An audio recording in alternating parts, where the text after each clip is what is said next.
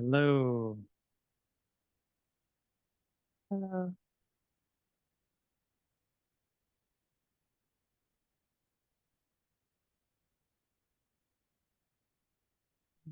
Very windy. Good to see everybody.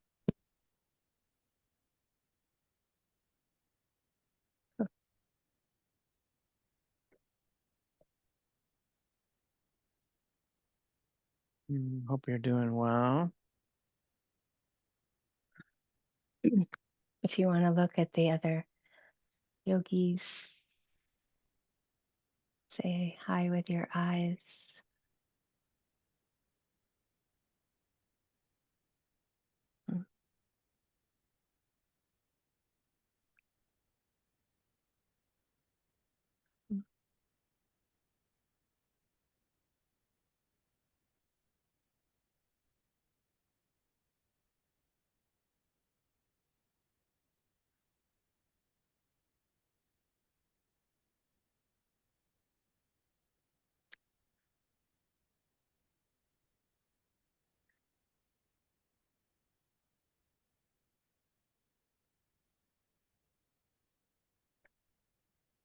Hmm. I just did a little day-long retreat in Honolulu yesterday, so it was nice to see folks in person. Good to now you're back in your little squares. Those of you. uh, hmm, Good to be together, one way or another. I think they're rectangles. I like our rectangles.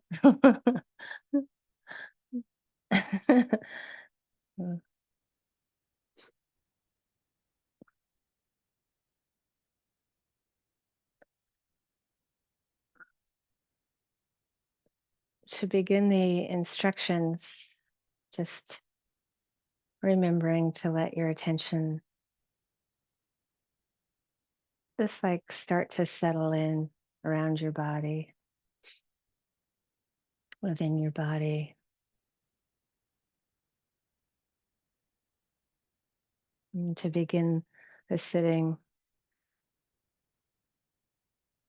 someone sent me a photo of a headstone in Oakland, California.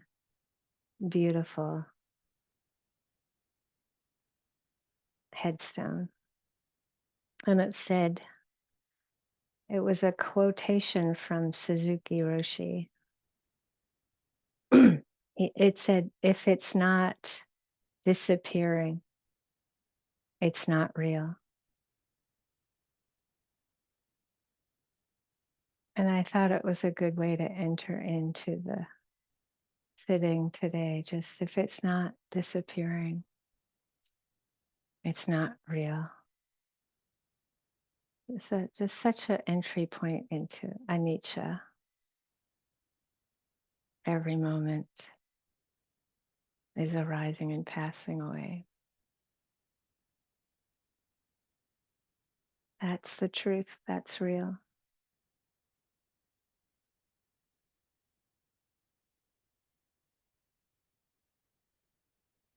So noticing your sitting posture,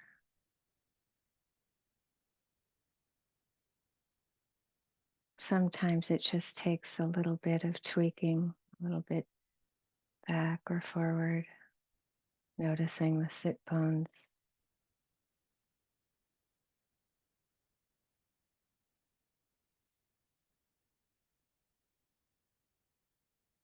Just knowing we're sitting or lying, kneeling.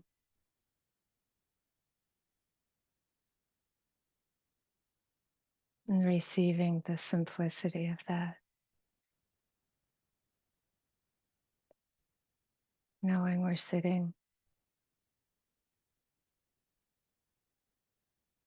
Noticing if there can be some tenderness.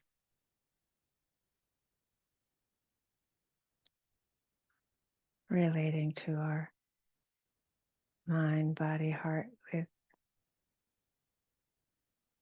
care, kindness.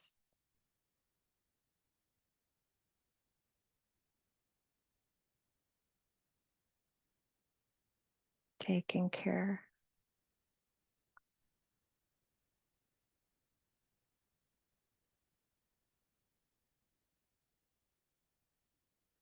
And of course, it's that gentle receiving of the care, or kindness, tenderness. That's so important.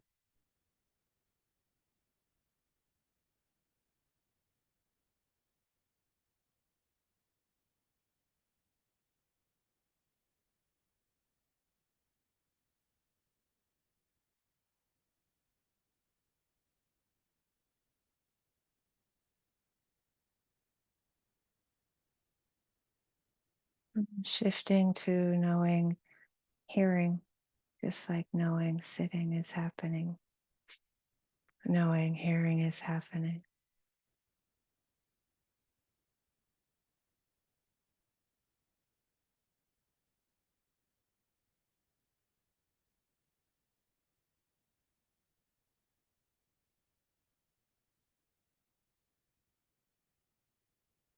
Receiving the textures, vibrations as best we can, just as they're happening and disappearing.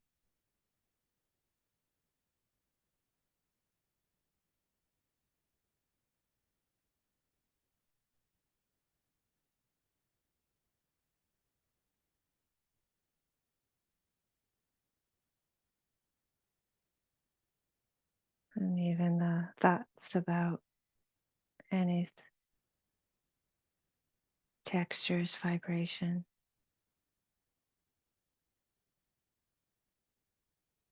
Notice them come and go, just like the sound. But if you can, coming back to the direct experience.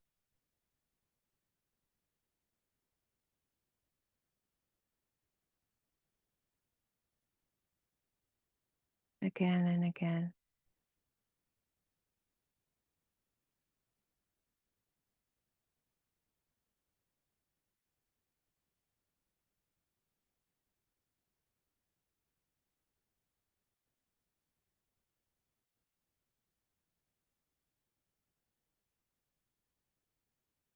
And it's that sometimes ease of well-being that can appear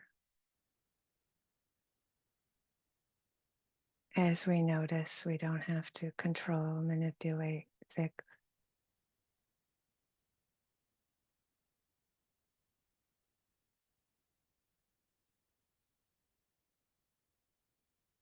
Or get caught in the thoughts about the experience. Again, as best we can.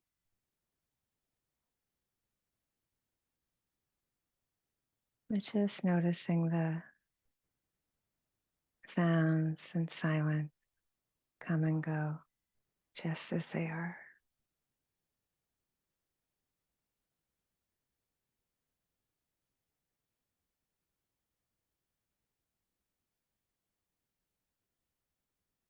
Appearing, disappearing.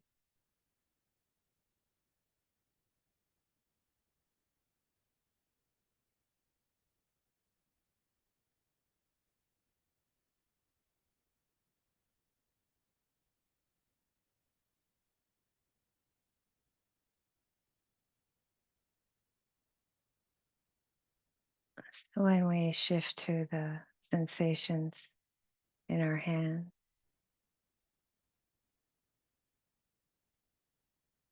we can relate to these physical sensations in a similar way.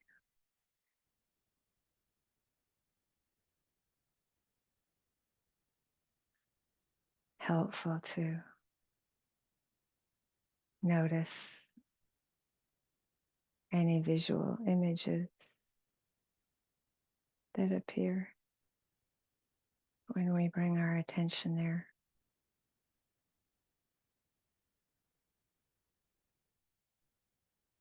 and distinguishing between the visual image from the past, distinguishing and discerning, and receiving the direct experience of the sensations appearing and disappearing just as they are.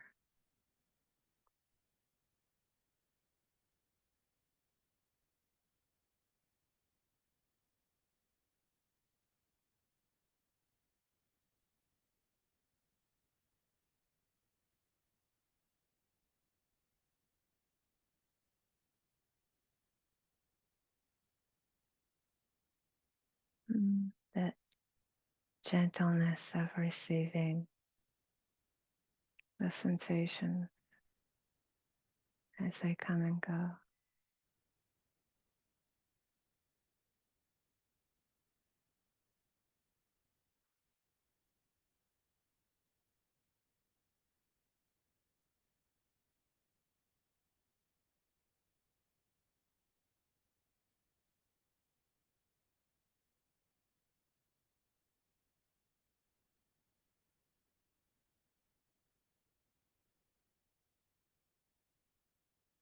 Shifting to the movement of the breath,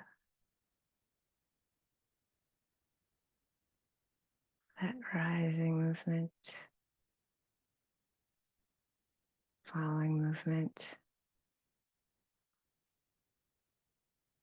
Again, just noticing if there's any visual images from the past, they will come and go. No problem.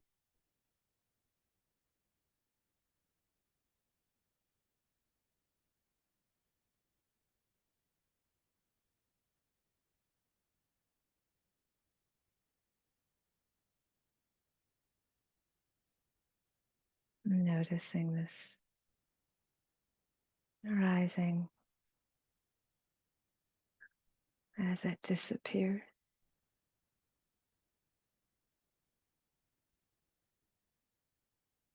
falling as it falls and disappears.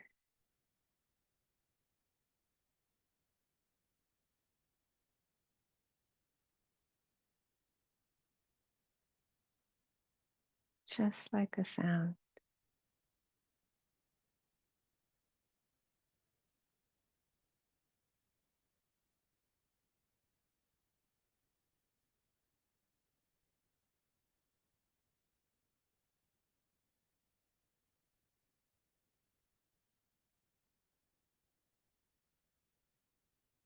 And just you check to see.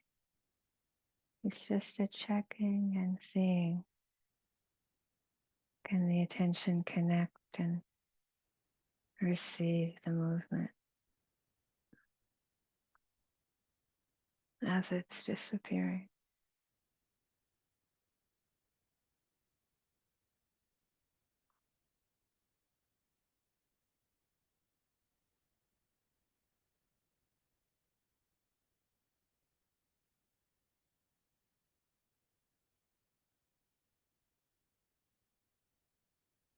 The awareness disappearing with the sensation as they disappear.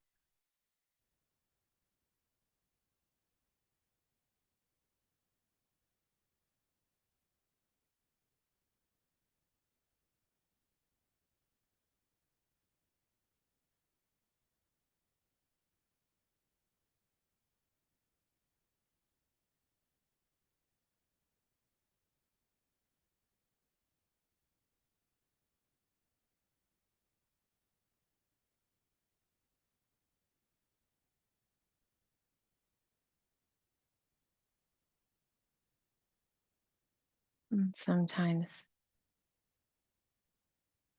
we'll feel inclined more toward continuing to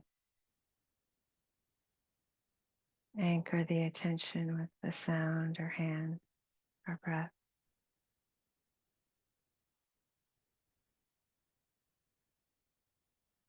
And sometimes it's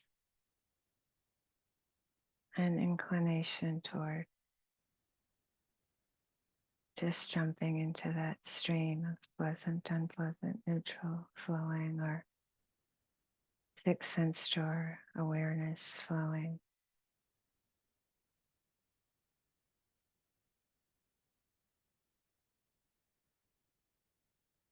Going so fast.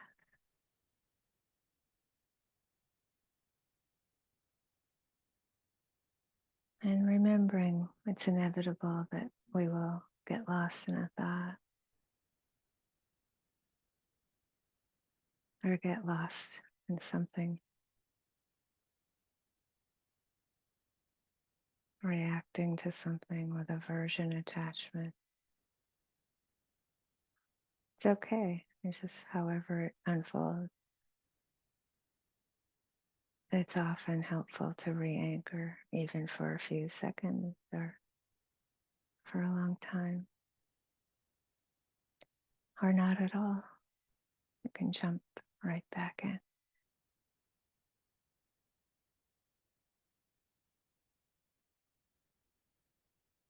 It's all skillful means.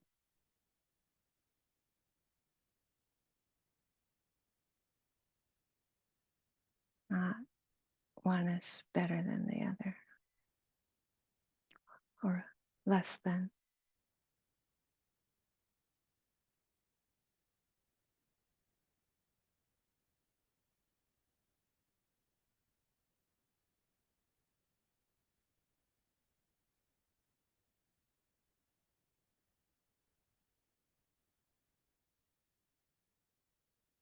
All with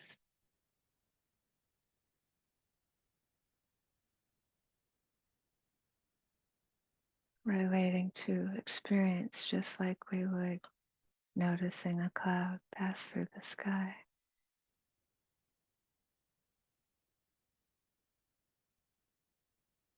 Whatever appeared, breath, sound, body sensation, happy, sad, angry, loving, kindness, compassion, thinking,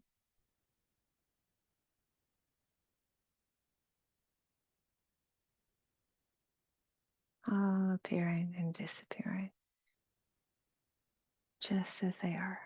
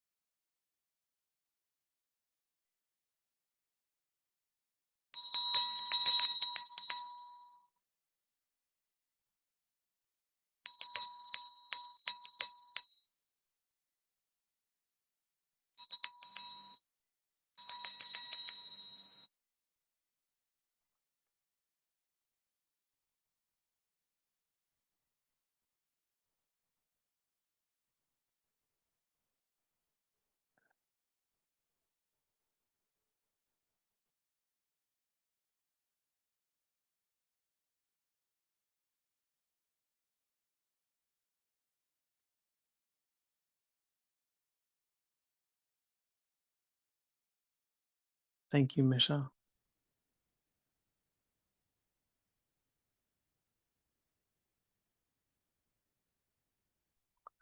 And so we have some time today for any questions that folks might have about the instructions, any recent talks or teachings, anything going on just with your practice or your spiritual lives that you might be able to help with. So if you have a question, just let us know by the easiest way at the bottom of the Zoom screen. There's a little button that says raise hand. You can click on that. You move the mouse around, you'll see that. Or you can let us know in the chat that you have a question or wave your real hand. We'll tend to see that as well.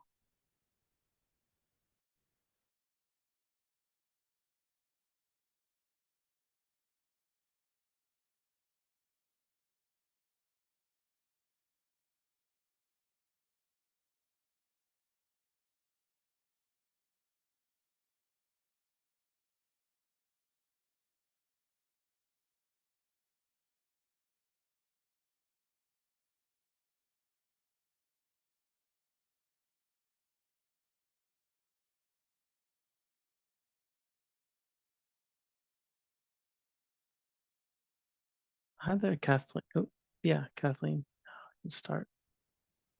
Hi, Nancy. Kathleen. There we go. So I'm so grateful to be here with all of you, with the community. I was just wondering if you could talk a little bit about trust. Um, I know that you've talked on retreat about how, it's necessary for your system to go through the ups and the downs, to have those periods of wisdom and clarity, followed by periods of purification. And, it doesn't just happen on retreat, it happens in life. And I feel like what's starting to build as I go through that is some sense that I have what I need within my practice to get through the really difficult purification. Sometimes it's just some little thing that will happen that just, appears, and all of a sudden there's a shift. Anyway, I was just wondering if you could talk a little bit about that. I think it would really help based on what's going on in my practice and my life. Thank you.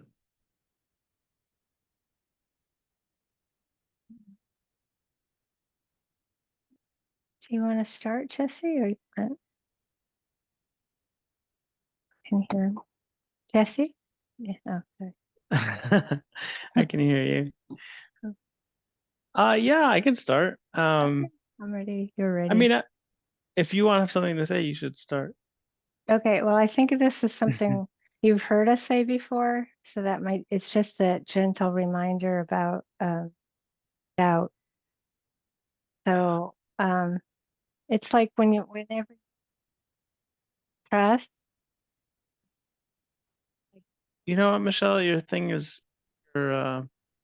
microphone is blipping out again. We can hear you now. Okay. Better? No. There's something you asked me to pull out one time. I mean, you could try that. Yeah, that little black nub there. That's Okay. How's that? I mean, that's turned off your headphones, so you can take them off if you want. Or if you put it back in, it might reboot the headphone. How's that? I mean, we can hear you. Yeah, for sure. Just a sec. It's wow. Oh.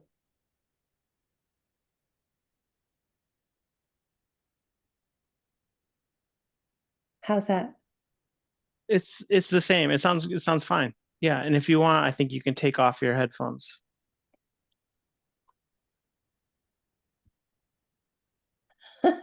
How's that? Fine. Can you hear us through your computer? Yeah, that's Yeah, great. okay, great.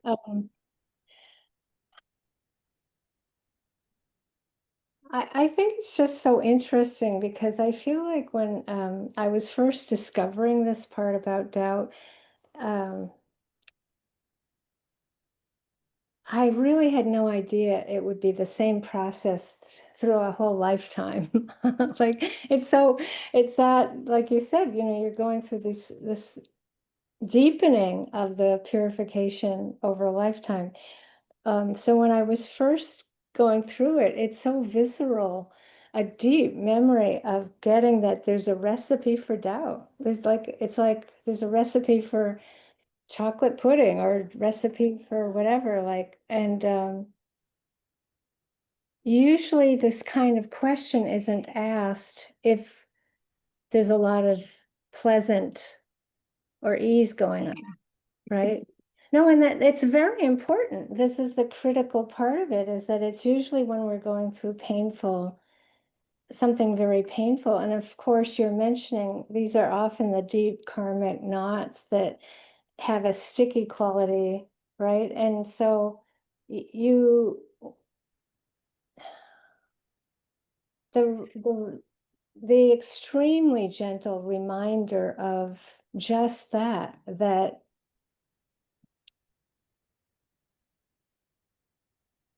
often what develops is a faith in our ability to practice, right? Like there's a faith and trust in that we know that if there's enough patience, right? Patience and mindfulness and calm and equanimity and all the factors that allow for um,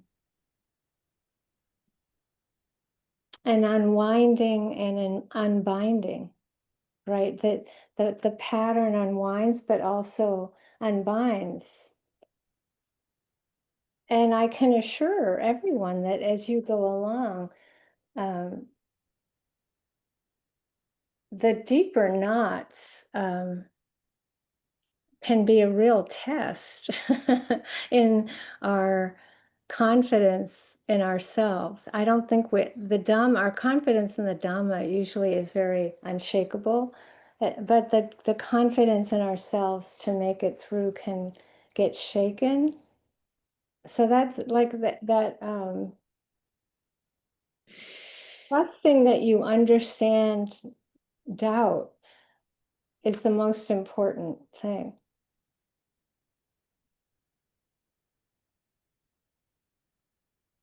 Yeah, of course, that's what it is, right?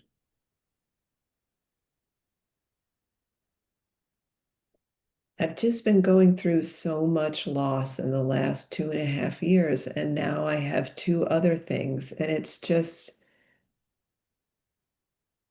I've gotten through the other things, I've gotten to the other side. And now my You do system is get that. doubting. Yeah. It is something to get to that like place in life where you realize that phrase, well, once I get through this, dot, dot, dot, like, is like there should be like sirens going off, right? Like, you're like, no, actually, no. Like, it's just gonna keep happening. Yeah. I mean, I think you're describing and, touching on some, yeah, very important things about parts of the process that we,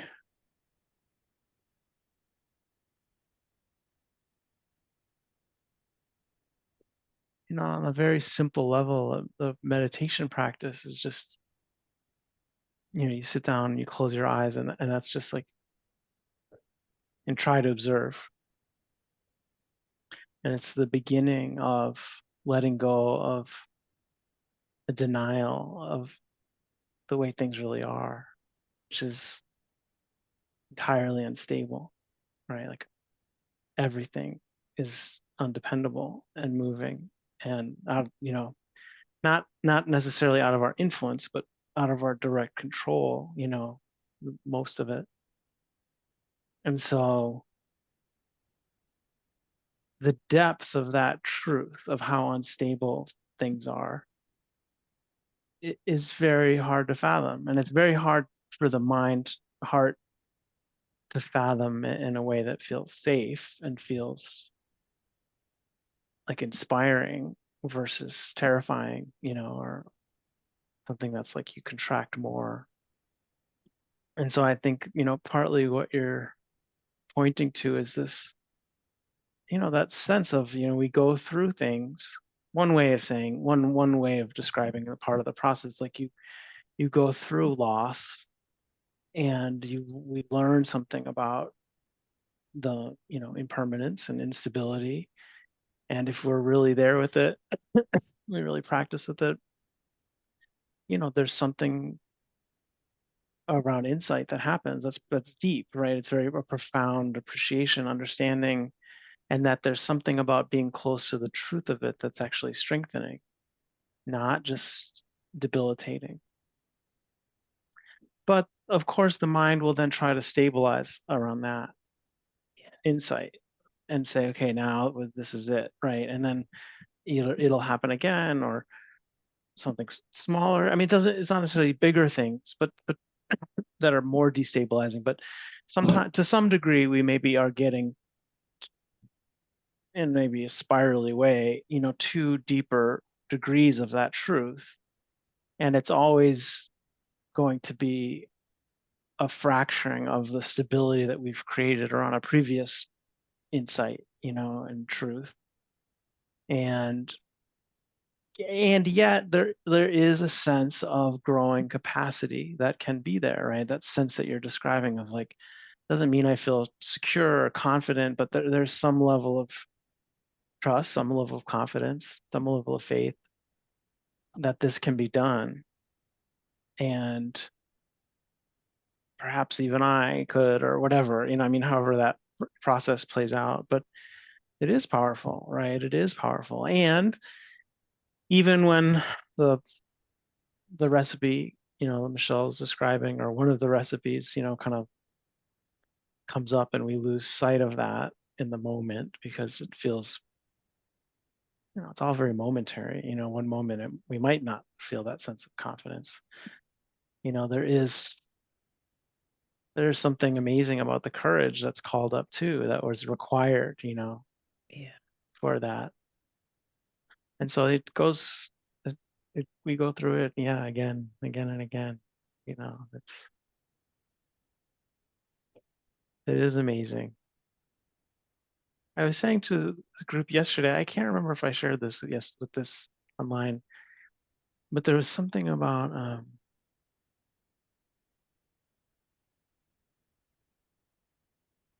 not exactly even sure what the lesson is yet in this, but it feels like it's there. My mom, in her final days, though really I think it was, to some degree, it was a theme of her final years, but certainly in the final days where her death was imminent, it was very clear that she was close to the end of her life. In a moment, to me, she just said, I don't know if I can do this, Jesse. She was really scared. Yeah.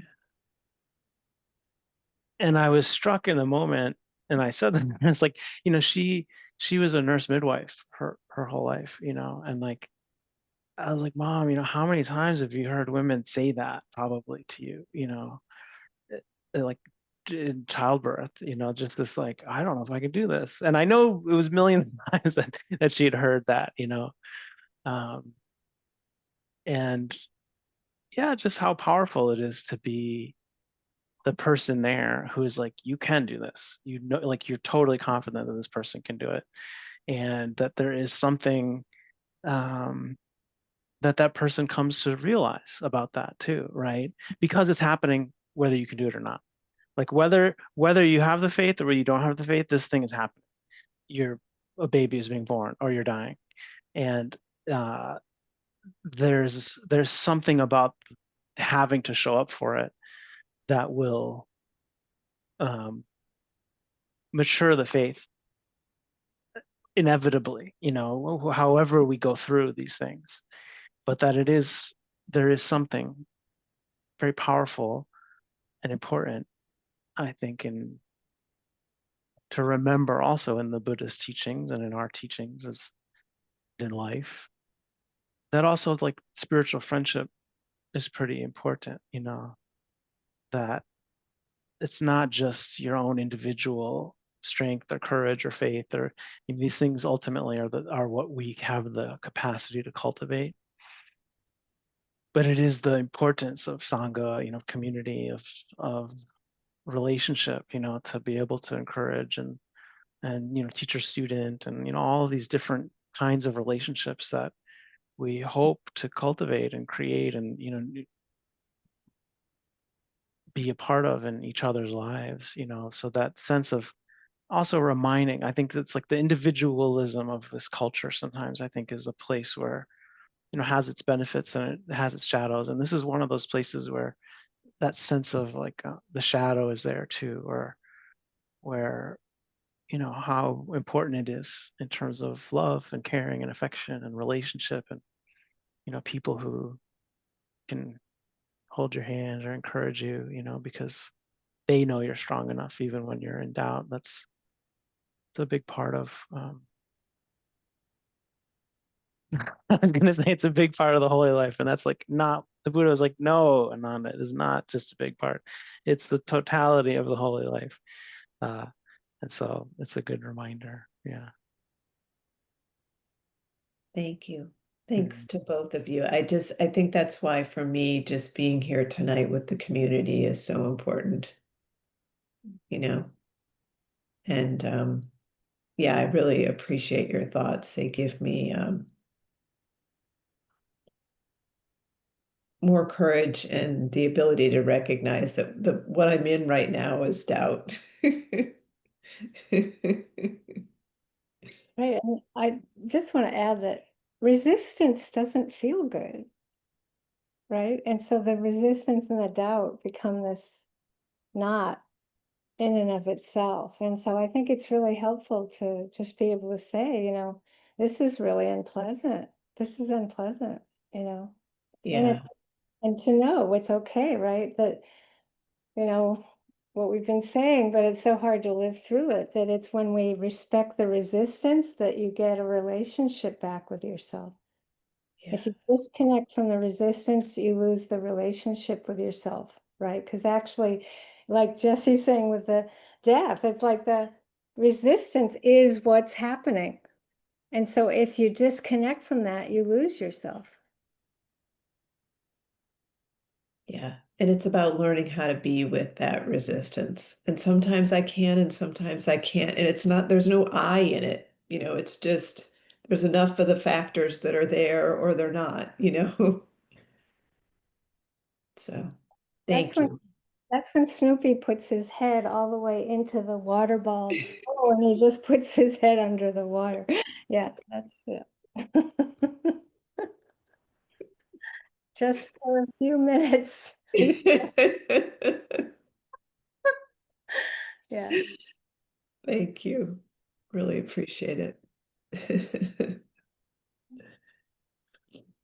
I, maybe I do want to just quick. I do think doing it and the feeling that we have to do it gracefully is maybe too different. Like maybe the graceful is like an extra add-on, and it's like, yes, we can do it. We can be messy. We can be, we make our way through one way or another.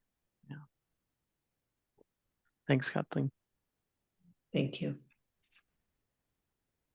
Kate. Hi, Kate. I Hi. um I I think it's a little connected to Kathleen or the end part of your response. But I can't practice by myself for a bit. And I think I've said it before that like only time is like when I'm with somebody, whether it's virtually or in person, whether I'm leading a group or not.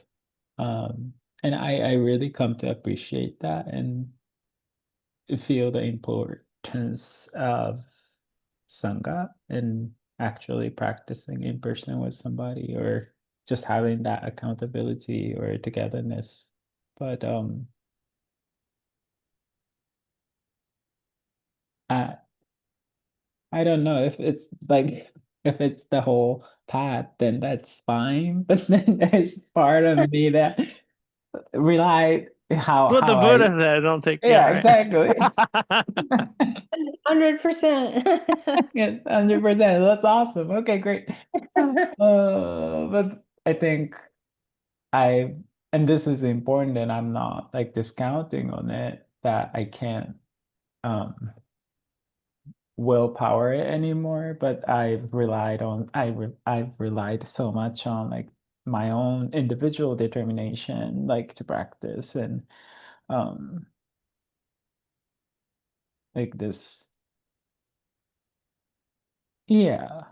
And I understand that that's past and that's not how it is anymore. And there is certain, oh, okay, determination to be determination to rest and determination to be super, super soft and sensitive.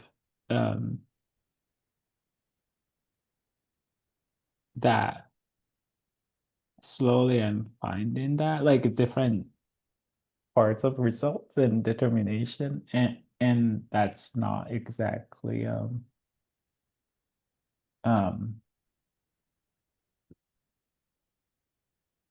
it's hard to like I don't know I can't find a word it's hard to convince myself that it's useful. I know it, but then That the practice is, or the determination is, or the uh, independent thing. the practice of um the determination to be soft or like restful, resting, um determination not to push or uh I have one thing to say to that right away because I was such a kamikaze pilot that no, really, the only way I would trust that would be just like splatting and then like having to rest and then seeing the effectiveness of the rest. Like I think what's so interesting is the question of its usefulness tends to come for someone with this kind of pattern, which I'm trying to say I relate to, is the only way you see it is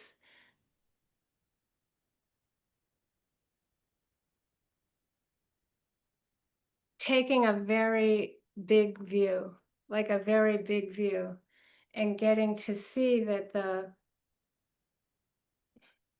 really the harm and the destructiveness of just willpower without the rest, right? Like that it actually doesn't work.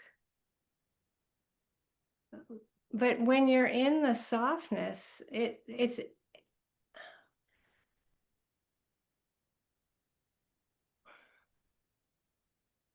the feedback system might not be what you would describe as usefulness. I think I think that would be what I would be careful of is how you're measuring it.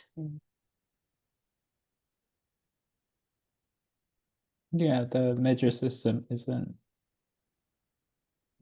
particularly like in line with Dharma or like the ethic that yeah, no 100%. Right, but it can be a very familiar um we're infused with the type of measuring system you're describing by 5 years old, right? Like that infusion of a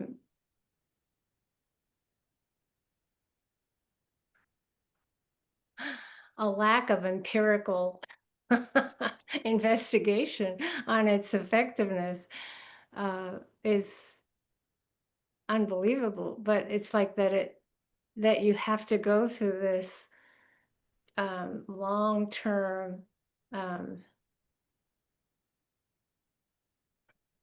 discovery and exploration. That's the cure.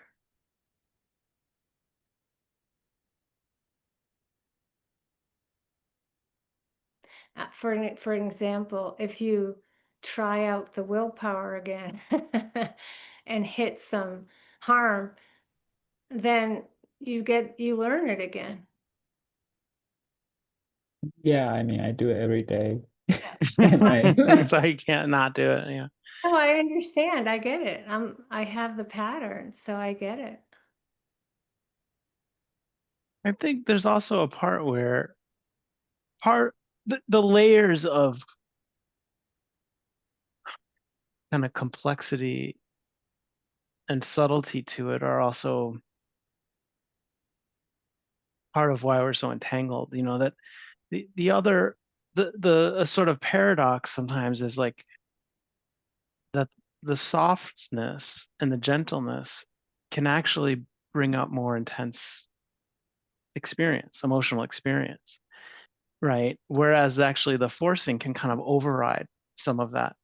And so there's another side by the sort of willpower and the determination that for times and at times can, yeah, sort of override the intensity of the experience, because you're actually,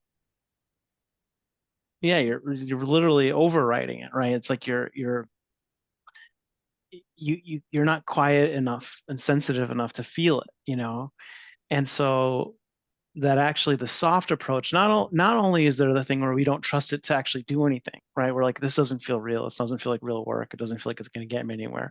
But there's the other side where it's like, actually, when you do trust it and when you do soften and you do surrender and do the kind of light touch, that sometimes what actually you then are opening yourself to is, very vulnerable.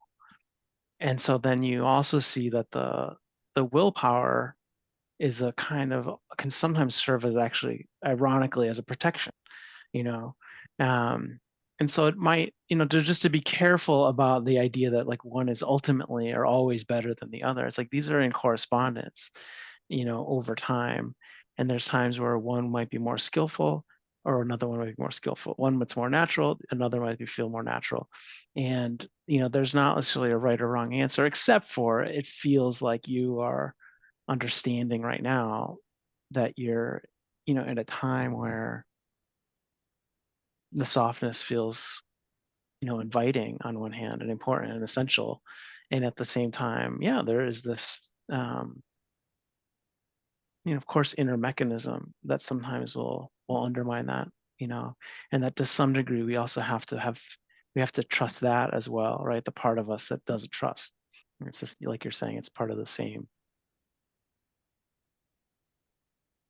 perplexing, uh, conundrum around it. But I just want to point out, like, I think that you're also really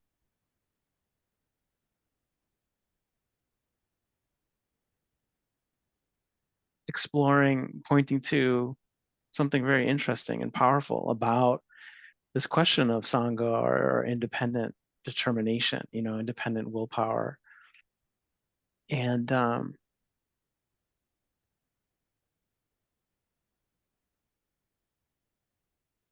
it's like that sense of, there are also, of course, there are times where the Buddha encouraged more isolation, more independence, going off into the woods on one's own.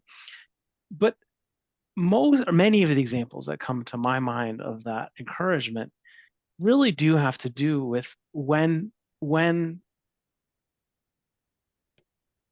community is too noisy, right? When community is too noisy and not creating the supportive conditions, when you can't find good Dhamma friends and you can't do this and that, then go off into the woods like a rhinoceros or whatever, right? This sense of that there is a place for independent practice, of course, but it's often, and or even going and being a renunciate and a monastic, it's often in the context of like, oh, the household life is crowded and dusty, so better to go forth. um, that sense of, not that it's important in its own right, but that sometimes community gets very volatile, or the household life gets very volatile and doesn't create the supportive conditions for quietude. But like when it does, to rejoice in that and to take advantage of that and not feel like that there's something missing in us because that's support. That like that somehow points to some deficiency, versus like, oh, in some ways it's really considered the optimal conditions, in some expressions, and how you've actually kind of found some connection to that truth in your own way, which feels really neat.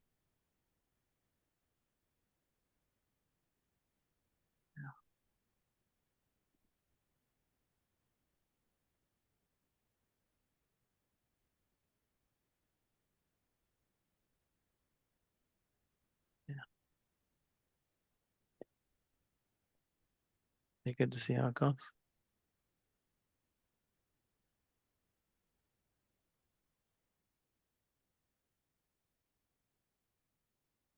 Michelle, anything else you want to? Thanks, Kate. No, I think I could. It's really, you said it, but I think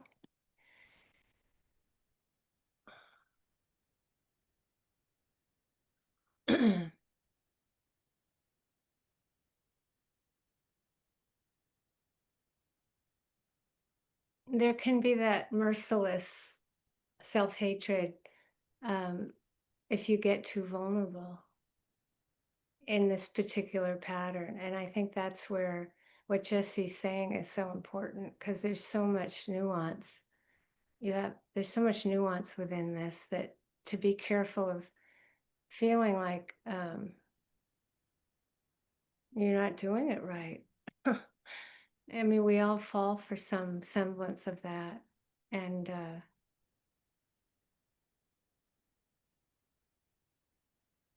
it's so sad when we fall for that. The way we need to practice isn't doing it right. it's it's hard enough. It's really hard enough. So my perception is that you've been really growing so much with all of this and learning so much. And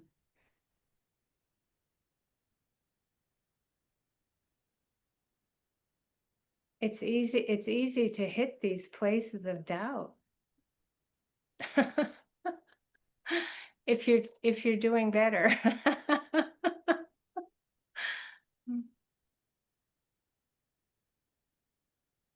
I think, yeah, just think you're right. There's a moment of practicing and like waves of like self-hatred, like aversion happens, and it's just overwhelming. And to, I don't know, I'm not forming calluses that much anymore. Like it's not hard like before, and it's still healing, but it's soft, like a really thin layer of protection, and kind of trusting that is very, very difficult, because the softer I get, the more intense the being vulnerable to those self-hatred becomes. And but yeah, I'm just, yeah, in the middle of it. So thank you. Mm. Well, we're cheering you on, Kate.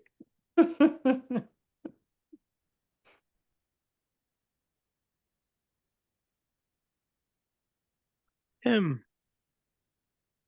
hello. Let's I- see. Can you? And I'm There we go. Great. Yeah, thank you, Jesse. Yeah. I'm dealing with a situation right now where I'm feeling incredibly strong emotion and all of it's inappropriate. You know, I mean, I really, really, really feel it. And it's not commensurate with what's going on. Basically, a couple of friends of mine whom I know in slightly different ways. One of them is my best friend from 1985. I've known him forever, has started dating someone who I know from Dharma circles. And both these people I'm close to, nobody's done anything wrong. And yet I'm feeling incredibly hurt and rejected. And sort of want to withdraw. I'm never going to speak to you again. And what's if it weren't so painful, what is funny about this is nobody's done anything wrong, but I am feeling what I'm feeling. I mean, that is real. And so I'm trying to be with these very, very strong emotions. Most of it a desire just to withdraw, to protect myself and get away. But in this current situation, no one's done anything wrong. Both these people actually like me a great deal. Um, and here I am, here I am. I'm out of here. So I'm just trying to, I mean, I guess for me, the challenge, I think I have a pretty good intellectual, is that the right word, overview of the situation. I understand it. I know what it's hooking into from my past. I kind of in a what's the right word? In a head sense, I understand all of it. I've got it, and I have all the insights I'll ever need. And yet the feelings, which obviously are young and are primitive and are coming from a different part of me, are very, very, very strong. And I don't want to, I don't want to do anything stupid or say anything stupid, particularly since again, nobody's done anything to hurt me, and yet I feel incredibly hurt. I mean, that's probably the best way to put it. So I don't know. I mean, I believe probably both. I'm sorry, Michelle, were you going to say something? So perfect an opportunity to get a relationship with these parts of yourself, right? Because like everything you're saying is like making space, like total space. I can't find you on my screen, but Oh, there. I It mean, starts to when in that Zoom now like drops people off of their hand. So oh, anyway, am he's I right. off the grid? No, you're there, Tim. We can see. It's just I couldn't find you for a sec. Or I mean, what I'm thinking is I started to ask a question about being rejected, and you couldn't even see me. Or that's really rejected. This is a metaphor, I that's believe. the AI just nailing it. Yeah. No, I'm sorry, Michelle. What were you saying? I can't think of a more perfect situation for you to, because you understand every part of it, I've right? got it. Yeah, I've got it. And yet, It's of course you're resisting these emotions. They don't make sense. right, right. And they're pretty painful. And I mean, as I said, I mean, I know the feeling of I am never going to speak to you again. And And it's insane. okay, so that's you learned when you were really young to reject that part of you. That's why you're wanting to withdraw. Pull You're back. actually Yeah. trying to withdraw from those emotions. So I'm sorry, I keep talking and you're answering my question. It's But because it's hard. It's a young part of you, so you have oh, to. I get it. Yeah, I get that. Yeah, yeah, yeah. And you're you're wanting to withdraw. If you take these people away from this, let's eliminate everything but you here, and Okay. just you're wanting to withdraw because these pain, from these emotions themselves. You want to get away from these emotions themselves, so you want to get away from these people, right? But what's so good is that it has nothing to do with them. It has, Yeah, yeah, right, it doesn't. It doesn't. Yeah, yeah, yeah. that's perfect because So, in other words, the way to work with it is to stay away from the outer story, these people and all of that, and just work with the part of myself that that I does do know about that was profoundly injured. I get that. say over and over again, of course I don't want to feel this. Of course I don't want to feel this. Okay, okay. Painful, right? But Yeah, yeah, yeah. kind of, you know, tiptoe up to it and just say, maybe I can feel this a little bit. That means there's some intention to get a relationship with that part of you. Michelle, how in practical terms, how do I do that? I mean, do I sit with it or Oh, I mean, everyone's different. Some people might sit with it and not be able to do with it. Some people might just be standing in their room and, kind of have the little part, the young part of you in one part of the room and the adult part of you in the other part of have a dialogue. have a dialogue with the inner child and the Yeah, I mean, I don't always necessarily name it the inner child, but it could be. It's like you want to talk to that emotion. that's the key thing is making friends with the emotion. That dialogue. So then Yeah, if you're talking to that part and it's saying, great, Tim, this has been great, but I don't want to do this anymore. What do you do? yeah. You stop. Stop. Okay. You, Yeah, yeah, you, you really are tender and careful and you just say, can we talk about this a little bit? yeah, yeah, yeah.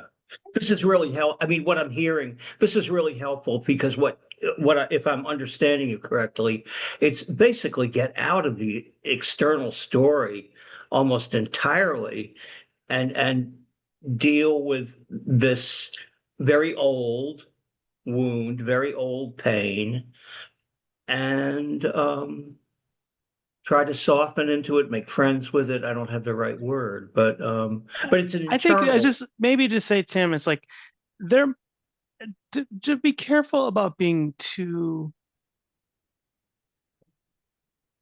like unequivocal or too black and white about it's like there may be contexts, right, under which you actually should think like go into the story and think, do process that has to do with like, yeah, your childhood and what is it evoking, right? That may be very helpful. And there may be something that you actually do need to do in terms of those relationships, right? There may be conversations to have with them. So it's not to say those pieces aren't important, right? Because you say they haven't done anything. Who knows, right? I mean, there's all subtle ways that people can actually treat us, or that that can be play out. So it could be that there's actually relational work that you need to do with them. It Right, could be right, right, there's right. really, more of kind of, yes, processing around you're doing, of where this comes from. And I think that sense of like of Michelle's describing of like, okay, and in this context, which is not to say that it's the only one or more important or whatever, but it's like included in that is this understanding of like it's very hard to be with this emotion or these Yeah, range of emotions, right. and that you have to just be very careful with that it's not just about being a hero and pushing through. It's not also, you don't also necessarily want to totally be like a prisoner to the pattern of rejection and, kind of like internalizing Yeah, and not being able to attend to it.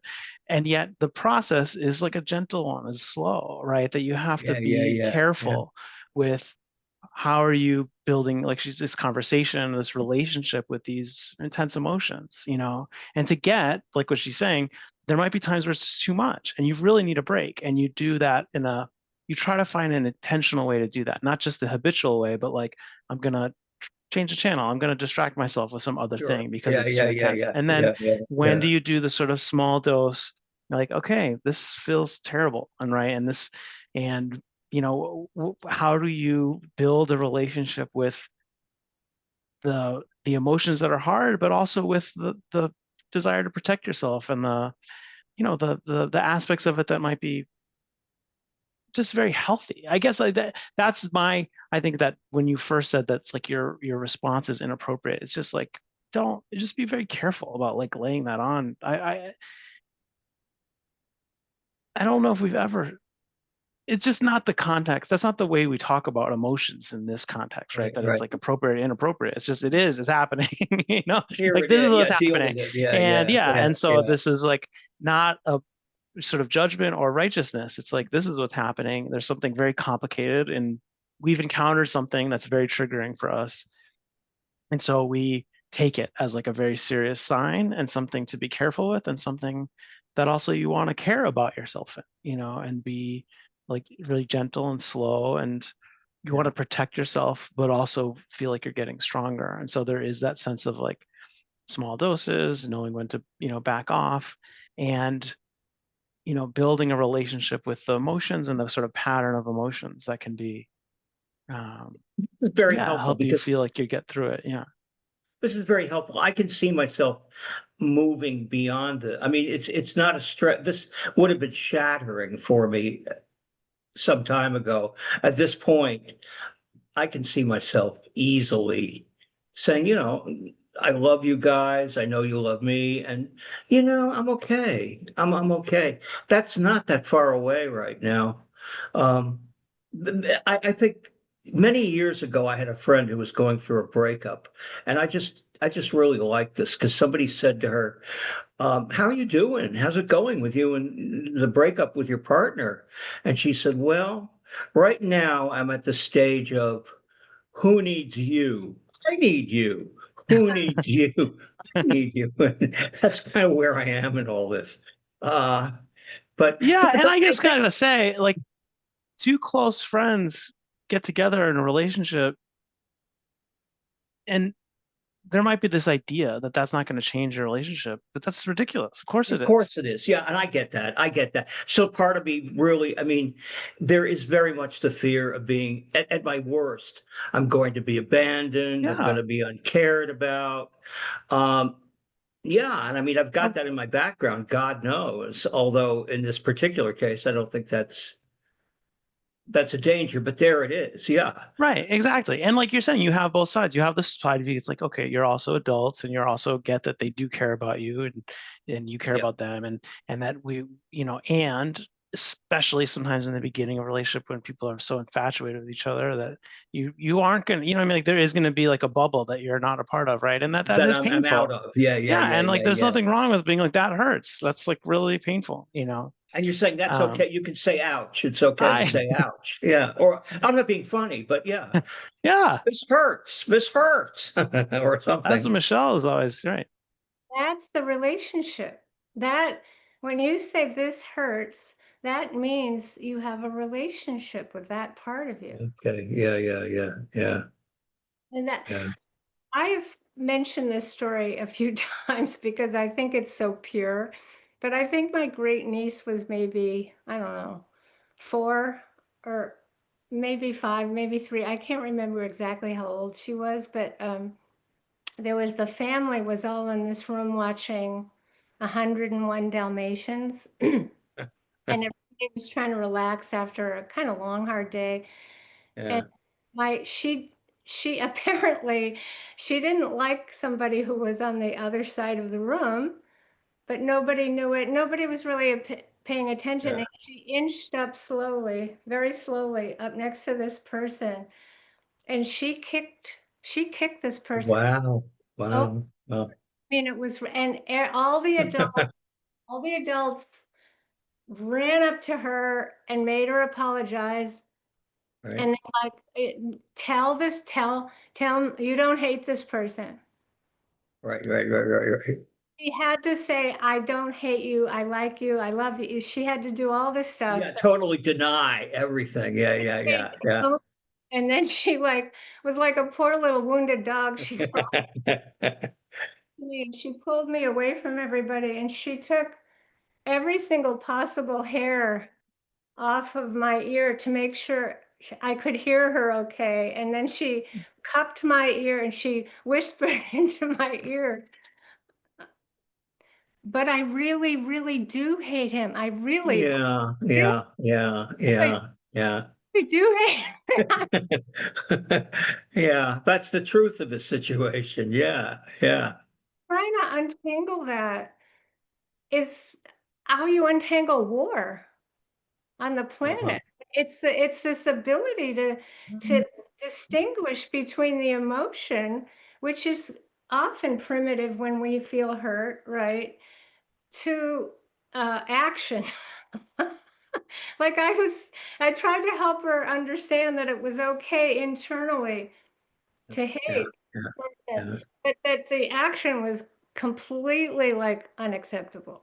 I can't go up to these people and kick them, is what you're saying. Hard, really hard, right? Like, Really hard. Yeah, yeah, yeah. yeah. As So long these, as you apologize.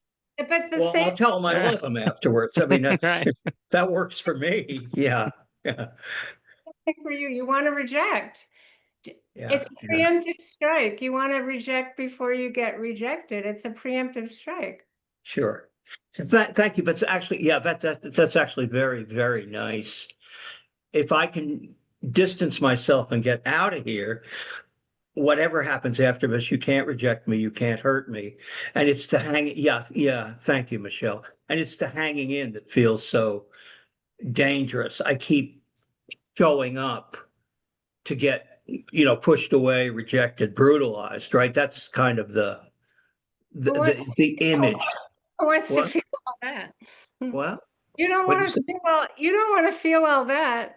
So you No, got I do not. it's Yeah, no, I don't. But I mean, this is helpful because that's what we're, hi, just saying hello, and the fear, of course, is click. Um, and so I'm not gonna call in the first place, right? I mean, I'm just gonna, this is one, it's funny, probably a good 80% of me gets this, but the feelings are very, very strong. And I know everything. I know where they come from. I mean, I've got the whole story down. It's just dealing with this that's so hard. it's those feelings that just want your attention, Tim. Oh, okay. Yeah, Oh, yeah, Tim. yeah. It's like my niece, she just needed somebody to help her understand her feelings. Validate. Yeah, yeah. It's okay if you hate them. It's okay. Yeah, yeah, yeah, yeah. But I couldn't say that in public in my family. Sure, sure. I get it. Yeah, yeah, yeah. No, thank you very much. It's on one level, this doesn't feel like anything. And on another level, this feels like a really, really big deal. And I'm kind of caught between those two parameters or whatever. But I'm good. Thank you. Yeah. Bless you. Yeah. Yeah. And like Jesse said, it's a complicated situation. It- you know, you don't have to just write it off. Yeah. Yeah. Oh, One well, other, you know what, Tim, I would say this is like, don't make a big project of this, but yeah. I feel like it could be interesting to explore the, like the Brahma Vihara side of this and Uh-huh. that sense of like that you care about them individually, right? And that there's just that Yes. basic Yeah. caring and that you find that and you'll find it and then you'll feel jealousy or envy or resentment or all Yeah. the other Yeah. Yeah. stuff will come up, but if you can sometimes like find that sense of just pure caring, that can be very helpful. But that also, this I'd say maybe more interesting terrain could be like the and not necessarily easier, but there's the side of it of like mudita, of like, oh, you're feeling happiness for their happiness, right? And feeling joy in their joy. But then also like, can you feel compassion for their like delusion, right? Or for the Yeah. sense that Yeah. they might be, living in a that some qualities of that infatuation of an early relationship, it's easy sometimes to feel compassion for like the delusionary side of it. And so Well, you can have like both sides of like the like appreciation for their happiness and the delusion. And then you have the, hey, they are owners of their actions, well, and like yeah, you're yeah. clean I, of I it, mean, it's funny because I know for myself, I can feel very different ways at different times. There is the desire to withdraw, and I'm just never going to speak to you again, okay? And then there also is a very magnanimous, probably mudita side, which says you're beautiful people, which they are. You deserve to be happy. I've been in different ways important to both of you, and I just really want you to be. I've got that. That's yeah. I mean, it's in a whatever the word is, it's in a thumbnail or whatever, but that kernel is there. May you be happy. I really wish you to, um thank you very much. This has been help. I Yeah. mean, I've got it. Just work, just work with it or whatever. Yeah. Okay. Thanks. Yeah. Yeah. I think Amanda and Richard or Margot maybe also had your hands raised. No, no pressure. But if you want, we have a little time.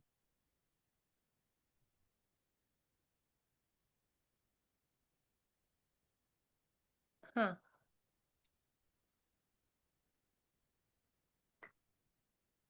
Is it on? Let it cook. I'll just say our Yeah. computer randomly puts our hand up. And I don't know whether that's because we have a deep question that we're not aware of yet or whatever, but That is so funny. yeah. Really, Okay. really impersonal. Yeah. Totally. Thank you. All right.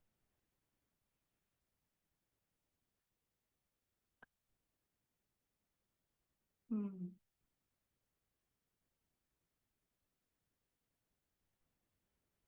Well, okay, everyone. Hmm. Yeah. Good to check in. Good to sit together. Hmm. Very inspiring. Yeah. So take good care. Keep going. Gentle, gentle. And I'll see you next Sunday. Yeah.